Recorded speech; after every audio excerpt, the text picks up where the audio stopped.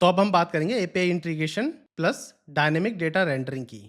तो API integration mainly हमारा focus रहने वाला है कि डेटा को आप कैसे फैच कर सकते हैं एक्सटर्नल एपीआई से, सेंड कैसे कर सकते हैं एपीआई डेटा को ईजीएस में, और ईजीएस में हम लूप्स के साथ भी चेक करेंगे कि उस डेटा को हम लूप्स के साथ कैसे मैनेज कर सकते हैं, कैसे रेंडर कर सकते हैं रिजल्ट को।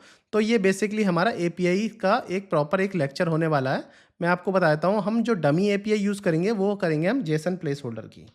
Jason place holder dot type में जाओगे, इस वेबसाइट पे जाओगे तो नीचे आओगे थोड़ा सा, तो इसमें देखो ये गेट एपीआई है पोस्ट की। तो इस एपीआई को हम यूज़ करने वाले हैं। अब चलते हैं अपने वीएस कोड पे। नॉर्मली हमने वीएस कोड का देखो डे 19 ब्रांच पे आ गया हूँ। पैकेज जेसन के अंदर हमारा देखोगे तो अपना ईजीएस और एक्सप्रेस जेएस दोनों डिपेंडेंसी इंस्टॉल है। अब यहाँ पे हमें डायरेक्टली बस अपना काम स्टार्ट करना है। तो यहाँ पे लिख देते हैं सिंपल से जल्दी जल्दी, इम्पोर्ट एक्सप्रेस फ्रॉम एक्सप्रेस और import fetch from node fetch, क्योंकि हम फैच एपीआई यूज़ करने वाले हैं और फैच एपीआई नोड फैच के अंदर इनबिल्ड होती है। अब क्या करते हैं, कॉन्स्ट लिखते हैं, ऐप के अंदर एक्सप्रेस एज ए ऑब्जेक्ट उठा लेते हैं और कॉन्स्ट पोर्ट करते हैं और इसके अंदर बता देते हैं कि हमारा जो एप्लीकेशन है 3000 पोर्ट पे चलेगी। ठीक है, अब ईजीएस को सेट कर देते हैं। तो ऐप डॉट सेट करते हैं व्यू इंजन को ईजीएस के अंदर। तो इसके मतलब हमें यहाँ एक फ़ोल्डर भी बनाना पड़ेगा व्यूज़ करके, तो इसके अंदर ही ईजीएस फाइल लिखी जाएंगी क्योंकि सारी ईजीएस फाइल व्यू के अंदर ही लिखी जाती हैं। अब हम राउट्स बना लेते हैं, पोस्ट करके ही एक राउट्स बना लेते हैं सिंपल, क्योंकि जितनी भी ब्लॉग पोस्ट होंगी उसके हिसाब से हम चेक करने वाले हैं। तो इसमें हम जैसे यूज़ करेंगे तो एसिंक अवेट का यूज़ कर सकते हैं एपीआई फैच के लिए। तो पहले लिखो एसिंक, एसिंक के बाद अपना रिक्वेस्ट रिस्पॉन्स इस तरीके से हैंडल कर लो और यहाँ से बंद कर लो। रिक्वेस्ट रिस्पॉन्स यहाँ से मिलेगा। अब इसके अंदर हम अपना ट्राई कैच भी यूज़ कर सकते हैं, ट्राई और इसके नीचे कैच। कैच, कैच के अंदर सिंपल यहाँ से एरर हैंडल हो जाएगा। कैच में हम दिखा देंगे रिक्वेस्ट डॉट स्टेटस 500, अगर डेटा नहीं आएगा तो 500 दिखा देंगे और एरर फैचिंग पोस्ट दिखा देंगे। तो ये हमने नॉर्मल एरर हैंडलिंग कर ली है। अब यहाँ मैं फैच करूँगा डेटा, तो कॉन्स्ट करके मैं यहाँ पे लिख देता हूँ response, response is equal to await, await और यहाँ लिख देते हैं फैच। फैच के अंदर अब हमें इसके अंदर यूआरएल लिखना है। यूआरएल हम वही लिखेंगे जो हम यूज़ करने वाले हैं।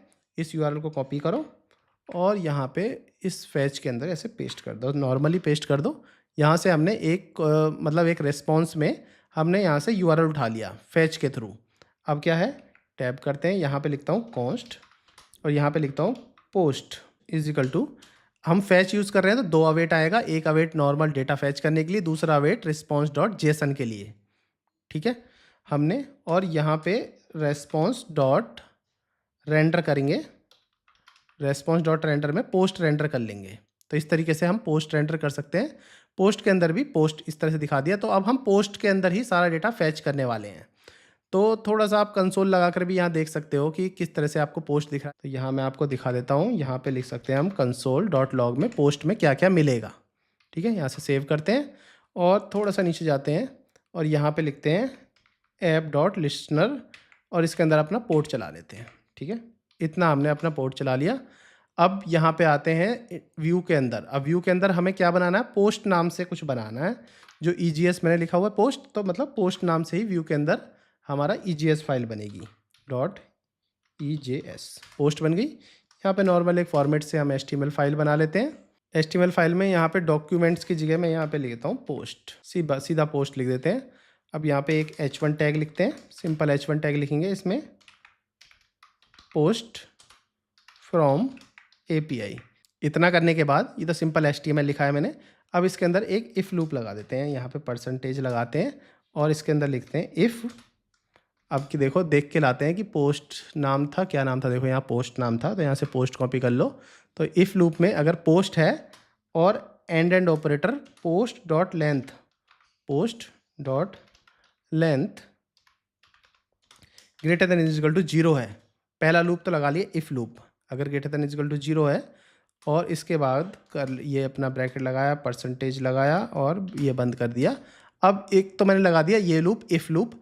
अब इसके अंदर मैं अनऑर्डर लिस्ट लिख सकता हूँ। अनऑर्डर लिस्ट के बाद अब यहाँ पे हमें लिखना है ये एक लूप और लगेगा। अब यहाँ पे देखना मैं फॉर ईच लूप लगाऊंगा यहाँ पे, पोस्ट के बाद फॉर ईच लूप, यहाँ पे सिंपल पोस्ट लिख लेते हैं और अपना एरो फंक्शन बनाते हैं यहाँ पे, और एरो फंक्शन के बाद यही सिंपल परसेंटेज ये, और यहाँ पे एंटर करते हैं और LI लगा लेते हैं।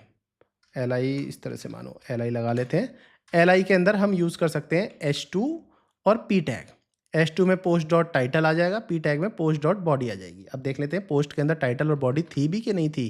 तो देखो टाइटल है और बॉडी थी, दोनों चीज़ हैं, तो मतलब दोनों चीज़ यहाँ पे पोस्ट के अंदर P टैग में हमें मिल जाएगी। तो लिस्ट को इस तरह से यहाँ से बंद भी करना है। देखो यहाँ पे करा था, तो इस लिस्ट को यहाँ पे एंटर करो और इस तरह से बंद कर दो। ऐसे ही अनऑर्डर लिस्ट को यहाँ से एंटर करो और इस तरीके से बंद करके यहाँ पे एल्स लूप लगा सकते हैं। एल्स लूप में नो पोस्ट अवेलेबल, इस तरह से बंद कर सकते हैं इसको। राइट क्लिक करो और इसको फॉर्मेट कर सकते हैं डॉक्यूमेंट को इस तरह से। तो आप एक ऑर्गेनाइज वे में 2 लूप लग जाएंगे। पहला इफ़ के अंदर अपना फॉर ईच लूप। देखते हैं टाइटल और बॉडी मिल पाती है कि नहीं मिल पाती। जैसे कि मैं इसको अपने एप्लीकेशन को रन करता हूँ, नोड वॉच और index.js इतना एंटर करता हूँ, तो अभी देखो failed to ERR module not found. तो इसमें देखो नोड फैच नहीं फाइंड हुआ इसे, तो नोड फैच को भी यहाँ से एक बार इंपोर्ट कर लेते हैं। तो इसने बताया भी है, देखो npm इंस्टॉल नोड फैच चला दो, क्योंकि नोड फैच जो है डायरेक्टली नहीं मिलती। फैच जो है फ्रंट एंड में तो डायरेक्टली मिल जाता है, पर नोड की बात करें तो हमें ये इंस्टॉल करनी पड़ेगी। Ctrl+C करो और npm इंस्टॉल नोड फैच, इस तरह से npm इंस्टॉल नोड फैच चला सकते हैं। अब अपना सर्वर को रन कर लो। जैसे मैं रन करूँगा, देखो हमारा सर्वर रन हो चुका है। इतने पोर्ट पे कॉपी कर लो, यहाँ से देखो नोड फैच भी आ गई, क्योंकि हमने नोड फैच को इंस्टॉल करना भूल गए थे स्टार्टिंग में। देखो ये वाला, ये नोड फैच जो हमने यूज़ करी है, इसको इंस्टॉल भी करना होता है।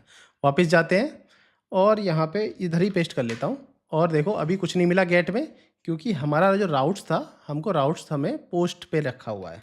यहाँ से कॉपी करो और इस तरीके से ऐसे, तो देखोगे तो पोस्ट फ्रॉम API, थोड़ा छोटा कर देता हूँ इसको तो आप ठीक से देख पाओगे। देखो ये टाइटल आ गया है, यहाँ पे बॉडी आ गई है, टाइटल बॉडी सारा जितना भी था यहाँ पे उठ के यहाँ पे दिख चुका है आपको, जो डमी डेटा था हमारा जो API से मिल रहा था।